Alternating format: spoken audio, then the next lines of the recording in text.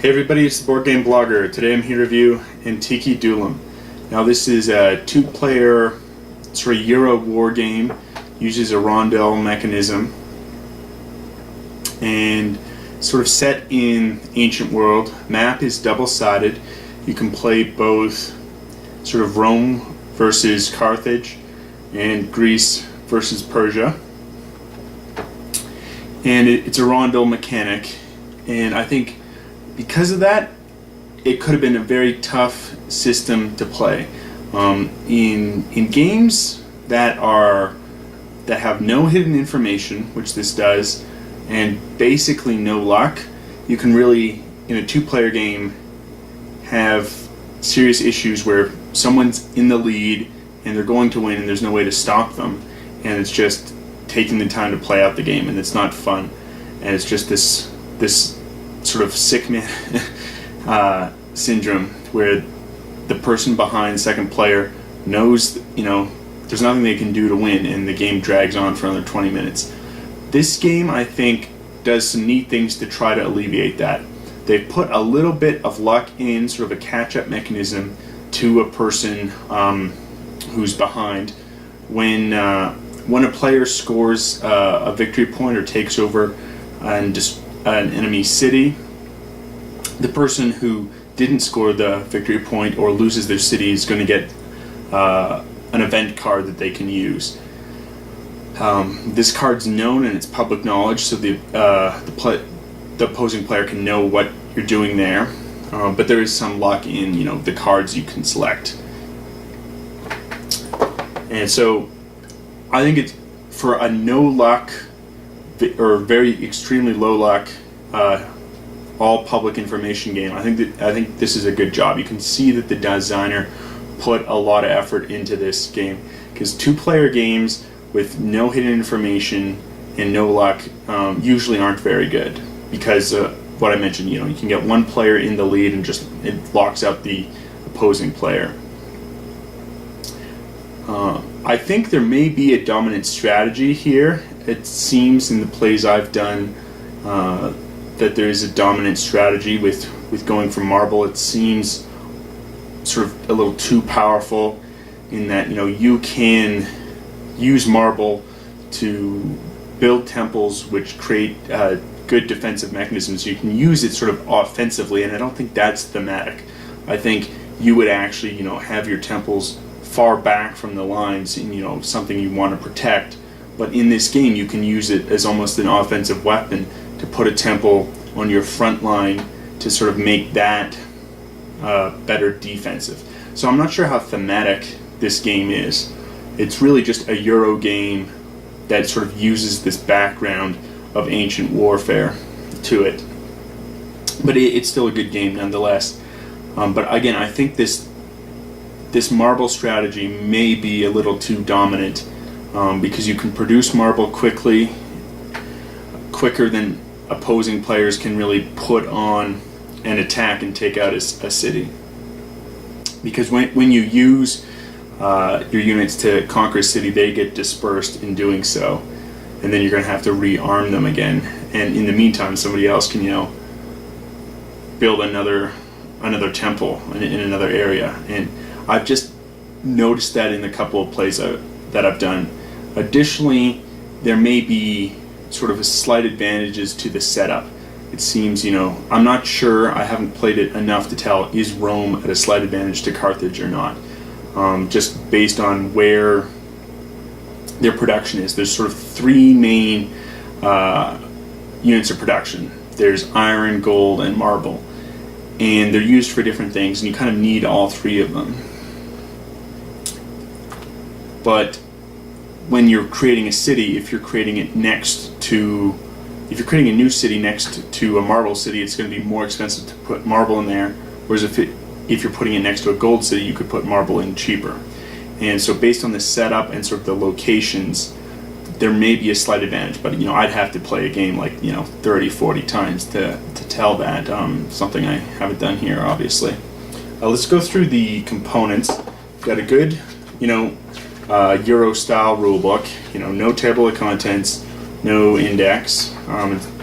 Pages aren't that long. It's 8 pages, and I think the rules are pretty clear. It's just a standard Euro rulebook. You know, it should have a table of contents, it should have an index, but it's not as crucial as opposed to, you know, 25 plus page war game. But everything's pretty clear here. You know, sometimes there's issues with translation, and you know, what do they mean? I think this is pretty clear. What I like here is there's going to be a rule and then an example here. And so here's the rule, here's the example in action. I really like that. I like games that have good examples of play. For a Euro book, rule book, this is one of the better Euro style rule books. The game also comes with sort of a setup sheet, how you quickly set up, and sort of a basic quick intro to the game. I like that. There are some player aid cards for both players, which I like, and you've got sort of the English translation of the rondel. On the board it's in Latin, which I like. On the back, the other side of the player aid, it's in German. You've got the technologies. You have a list of the actions you can take and how to take them, and sort of just the turn order. So very good. Both players can have this. Excellent player aids. It's well done. Additionally, there's some historical information. I like this. You know, not many Euro style games have this. And here you've got some background on Rome versus Carthage. It's 5 pages. And then Greece versus Persia, which is a little shorter, just 3 pages. And then the same thing in German. So I like that. I think the components are really good. You've got, you know, nice wooden components. For most of the things, the money is these cardboard sort of chits. I think you get a lot of value out of this game, component-wise. You know, it's priced relatively cheap, and you get a lot of components out of it. So I think very good value for the money component-wise. Again, I think this is a good game if you're looking for a no-luck, low-luck 2-player game. I think this is it. I think it manages the issues well that could occur, because there's different ways to get victory points. As I mentioned, you win the game when you get 9 victory points, and there's different ways you get it. For every 5 cities you own, you get a victory point. For every enemy temple you destroy, you get a victory point. For each technology you're the first one to discover, you get a victory point. For every 3 temples you build, you get a victory point. And then for controlling this, every time you control sort of 7 plus seas, you get a victory point. And I think this system is better than sort of a total war, complete destruction of the opponent, because then that game can drag on a little bit until you actually achieve victory, even though it's clear you're going to win. Here, you know, I might be losing, but I might do some unique things to try and score victory points. You know, I might sail enough seas, like with my, and then get the navigator, basically, get that victory point. Or, you know, discover some technologies that haven't been discovered, victory point, even though I'm getting swarmed in and having my cities being constantly destroyed. And I would lose the game otherwise in sort of a total war aspect. So because of that, because there's cards and events that give you catch-up, I think it's a pretty solid 2-player game. Again, I'm kind of concerned that there may be this dominant strategy with marble. It just seems overpowered and sort of ahistorical when you're going to use it as almost an offensive mechanism, putting them on your front lines to make it much more difficult for the enemy to conquer, whereas it is going to give them a victory point if they conquer it, but it's not thematic in that you would really keep your temples far back in your capitals. I think that's an issue with the game, but generally it's an excellent game. It's well done. It's by Mark Gerdts. He does the rondel mechanic, you know. It's done Imperial. That's sort of his most famous game. And it has a whole bunch of rondel games. This was initially Antike, which was multiplayer. He's changed some rules here for this 2-player, and it does have the double-sided map. But let's take a look at how the board actually plays. So here's a board setup. We've got Greece versus Persia. we've got the Greece cities here, Athens and Sparta. We've got the sort of holding blocks for troops. These are troops that have already been recruited, just not armed. And we've got over here the same for Persia's in sort of Asia Minor. And their box here. We have the victory point track, both starting with 0, but what's important here is even at 0 you start with the ability to build 1 city walls. That will increase your defense. If we zoom in here on this box here, it also shows the cost to initially recruit into this box. It's 1 gold for a legion, 2 gold for a galley. Both, however, are armed and put onto the board for 2 iron. Once a unit is sort of defeated in battle, they'll go back here, back into the box, and you don't have to recruit them again. We then have the main aspect of the game, the rondel itself. What and how it'll work is, you will pick a certain thing. So this is duel, this is maneuver, and you can move all your units. 1 space normally, or 2 if you have the right technology. We've got the technology track down here, and we've got sort of roads, lets you move more. We have navigation, lets you move your galleys a little more. We've got currency, which increases production. We've got the Republic, which increases the defense of your cities, and then we've got trade, which lets you trade resources 3 to 2. Now, the one question I did have with the rulebook that I thought it wasn't clear is, it says that the resource chips are unlimited. It's more than just the stock you have. Everything else is hard limited. However, there's sort of a differentiation between resources and then coins, which can be subbed in for any one resource. So here are the coins, and that was not clear if that's supposed to be unlimited or hard and fast to the amount that they give you in the game. So that was one of the issues I had with the rulebook. So if we're back here, if I've already done the maneuver and I've moved my guys, I can move up to 3 spaces on the rondel for free. If, however, I want to go a little further, let's say I wanted to produce iron, I could spend 2 resources, in any combination, give that to the bank, and then it lets me move beyond the 3, because here I've got 2 spaces more. If, however, I only wanted to move 1, I wanted to move twice in a row, move all my units, I could just spend 1 resource. We've got maneuver, which will let you move everyone. You've got militia here. This lets you arm. By spending 2 iron, you can arm a legion or a galley and place 1 per city. So if I wanted to arm both this legion and this galley, I couldn't put them both there in Argos. That'd be an illegal move. I'd have to split them up. However, if I have a temple built, then I can produce up to 3 units. So if later on there's a temple there, I could throw up to 3 units per arming action into the same city. We then have the marble production. That'll get me 1 marble per city I have of marble, 3 per city I have with a temple on it, modified of course by owning the currency technology, and then additionally 1 coin. And that is the same for marble, iron, and gold. All your cities that have that specific resource type constructed will let you build that much iron. So if I have 2 iron cities at the time, I will get 2 iron. If I have 1 iron city that has a temple and 1 iron city that doesn't, I'll get 4 iron.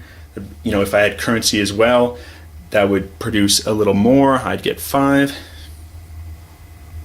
And for 1 coin, as always, is the standard. So the other sort of unique things. We went through how the militia and the arming section works. You then have zoomed in this science, which is translated as know-how. I'm not sure it's the best translation, but it makes sense. And this lets you either develop technologies, and again, the first person to develop a specific technology will score a victory point. They'll get their know-how card, which is very important. And additionally, in the know-how is when you're recruiting guys into your holding box. And so, you could spend 2 gold, get another galley here in your recruiting box if you'd selected this the know-how thing. Finally, there is this last one, temple.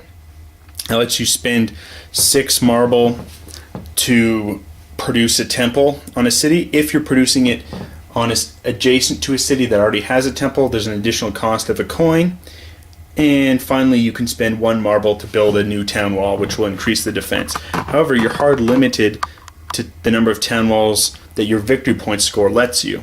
So here, if I was at 3 victory points, then I could build up to a max of 4 town walls. Each time I go up, I get a victory point, except every time I go up a victory point, I can build a new town wall, except for 4, 6, and 8.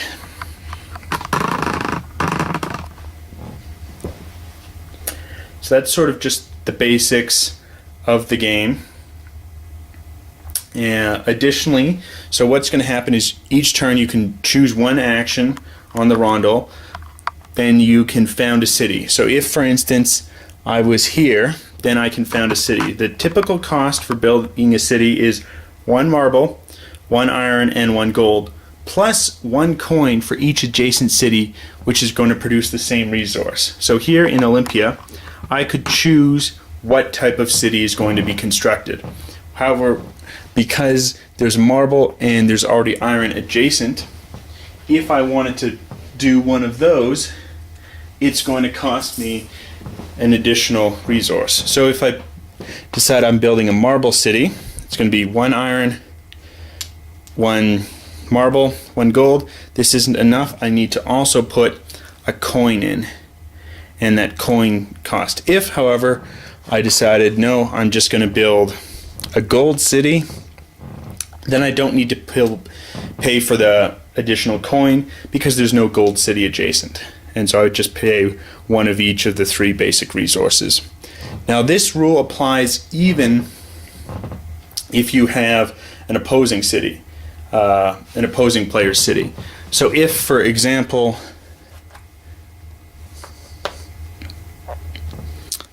we have there, with the Persian player having a gold city there, and I wanted to build a gold city. It doesn't matter that I don't have a gold city adjacent.